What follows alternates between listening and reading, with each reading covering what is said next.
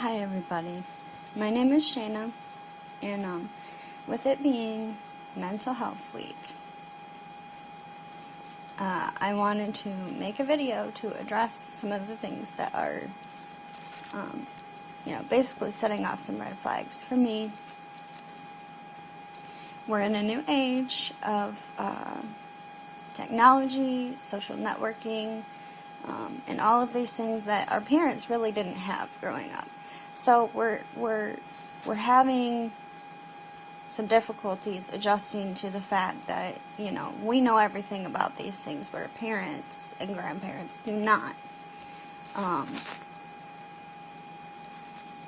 Now, first off, I want to say I have bipolar disorder, stage 1, with mixed mood episodes. So I know how it feels to be depressed. I know how it feels to be hopeless. I know how it feels to have lots of therapy and be met with a lot of misunderstanding from the people that I love throughout my entire lifetime. I know what it's like to attempt suicide. I know what it's like to be a cutter. I have scars all over my body. I know what it's like to be abused and used and bullied. As you can see, I have these big, huge glasses on. I have an eye disorder. I have been teased throughout my entire lifetime, like for every little thing. And I have this high little squeaky voice, and, so I know what it's like to be a target. I know what it's like to feel like nobody cares, and also, I know what it's like here.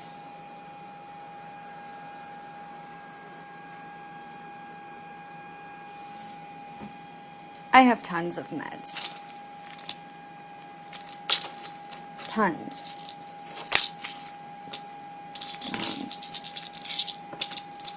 I can pick them all up. Here is my daily regimen in order to deal with life. So I am by no means an expert on life. What I'm an expert on is mistakes and basically things to avoid. And what makes your life perfect? Nobody's life is perfect. Nobody is actually happy in this life. We just, deal with it and work through it and move on. Easier said than done. I know. I understand. I get it. Really, I do. So now that I've talked a little bit about myself and what I've had to deal with, first off, I want to address people who are using social media and social networking and technologies of any kind, phones, computers, what have you, tablets, everything, improperly. I don't understand where people get off enjoying spreading hate. This is an epidemic that we are dealing with right now. There are far too many kids and people in general, but especially kids,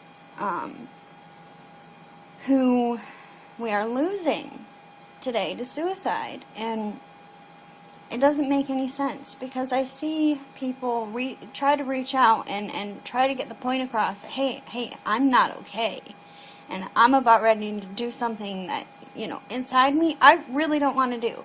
Nobody actually wants to die, they just want the pain to stop. Okay, so now that we've established that, why in the hell are some of you people going on social networking and saying, you know what, go ahead and do it, we don't care, I dare you. Kill yourself. You should just hang yourself. Nobody cares.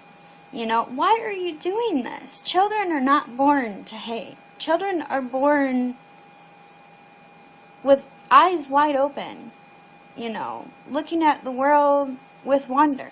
Everything's new, everything's shiny, everything's pretty. So where along the lines are we going wrong?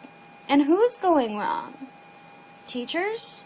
Are you actually stepping in, or are you just saying, oh, we'll look into it?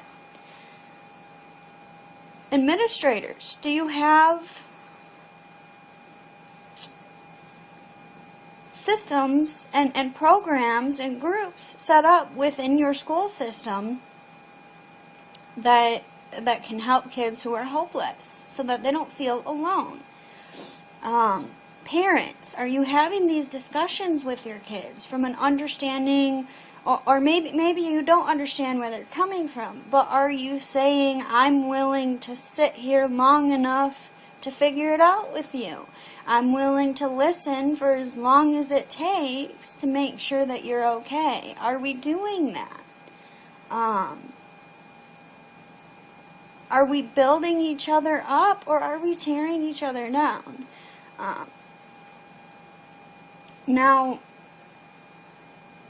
to parents, I know that it is extremely difficult to deal with a child who's out of control and you don't know what to do. But the last thing that you want to do is call that child an attention seeker, an attention whore, tell them that, they need to just get over it and stop acting like this, because what you need to understand is they literally may not be able to. And to parents who don't want this for their kids, I'm sorry to tell you, wake up call, they may need it. These problems can stem from an imbalance in the brain that you can't control. It can stem from genetics, from traumas that rewire the brain throughout the person's life. The brain is a funny thing. We think we have control over our brains, but I'm here to tell you, we really don't. Just because you were able to get through something in life does not mean your kid's going to be able to. And you've got to be that kid's one cheerleader in life, because they don't have anybody else. Everybody else is trying to put them down. It's them against the whole world. Don't group in. Don't join in with the world. Be their one main support system. Do everything that you can to be welcoming and to be open and willing to hear your child. Children do not have the ability that adults do to rationalize. So everything that they say is going to be a lot harsher, louder, and harder to take in than it would be from an adult. Now, when I was younger, I would say, do you know what I'm going through right now? This is how serious it is. I want to die. I want to cut myself. I want to slice myself up. I want to take a bunch of pills. I don't want to be here. This is how I'm feeling. This is how serious it is. Where I didn't actually have a plan to commit suicide, but I was trying to get the point across to say, this is how bad I'm feeling inside right now. This is how bad I'm hurting, and I need someone to care. Now, that's easy for an adult to come up and say, you know what, I'm having a really rough day. I feel like everything's falling apart around me. I need somebody to care. Will you listen? But a child doesn't have that rationalization ability yet. So when dealing with a kid, you can't be overreactive, and you can't tell them you're overreacting either, because they're really not. It seems like they are from the outside, but they're reacting to something that is setting them off. They're not just choosing to be this way. Nobody wants their life to be difficult like this. Nobody does, especially a child who doesn't have the support system that they feel like they need at that moment in their life. You've got to try to be the best support system that you can. Always, always, always. Here's a good one. Always, always, always take suicide threats seriously. Never say they're attention seeking. Never. Because that's one thing, whether you believe or not, keep it to yourself, because that hurts for life. I still run away from feeling like people are judging me that way, even if they're not. So do not, if whatever you can do not instill that in your kid. And if you already have, apologize for it. Please apologize for it, and not just once. It takes 1,000 attaboys to erase one "I hate you." Remember that, 1,000 attaboys to erase one "I hate you." So be very, very careful how you tread on this. Now, I want to address to the kids and the people who are suicidal. Honey, suicide is not the answer. It's not. Things do get better. It takes a lot of hard work. It takes a lot of having good support systems. It takes a lot of diligence.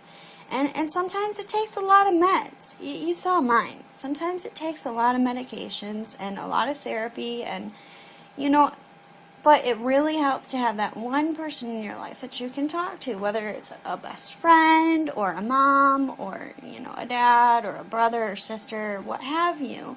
You always have to have that one person that you can go to.